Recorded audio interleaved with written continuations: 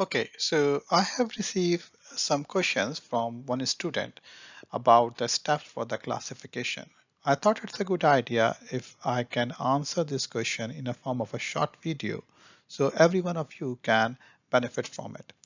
The questions that is being asked to me about the classification steps are: should sample data be split into training and testing sets after the initial data cleaning but prior to the feature selection and preprocessing?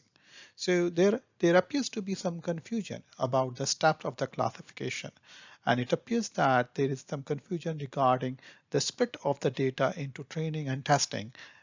Should it be done before preprocessing or should it be done after preprocessing or the feature selection? The second question is, should the feature selection be performed only on the training data, leaving the test data only for the predicting the learned model in the end? So there appears to be a confusion that what is the purpose of training and testing data and how should we use it? And the question number 3 appears to me as a repetition of question number 1. So what I will do, I will show you a diagram that will answer these questions. So these are the steps of the classification. The first step is that you collect the data. The second step is you clean the data. In the cleaning phase, you might be doing some null values removal, or you will be checking if there are some missing data, and you will take the appropriate step for this. Once the data is clean, then the third step is you perform pre-processing. During the pre-processing step, you will check that if there are any categorical variables present in your data. If there are the categorical variables, then you will be changing them into the integer values using some type of encoding. The encoding that we have used is one-hot encoding. So in the preprocessing step, you will convert your categorical variable into the integer variable, performing the one-hot encoding. Finally, once you have performed your preprocessing, then you perform the feature selection. And during the feature selection, while you are using the PySpark, you actually will be using vector assembler to give you a feature vector. So the first step is collect the data, then clean the data, then pre-process the data, and then you apply the feature selection.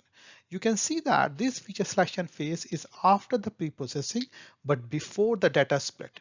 Once you have got your feature selection or feature vector from the feature selection phase, then you divide that data into two parts. One is the training data and the other the testing data. Remember, this data split is performed on the feature vector. Okay, so then you use the training data to train your model. For example, you may think to use something like neural network model or logistic regression or random forest. Okay, so you use this training data to train your model. Once it is done, then you will have a trained model or a learned model. Now this model is ready for the prediction. In order to predict something from this model, you will be using your testing data and then pass this testing data into your trained model, which will give you the prediction. So repeat the sequences.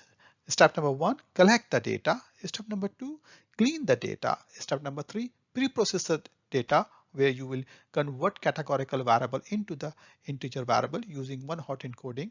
Step number 4, you perform the feature selection, and in case of PySpark, you use vector assembler method. Then you apply the data splitting to get training data and the testing data.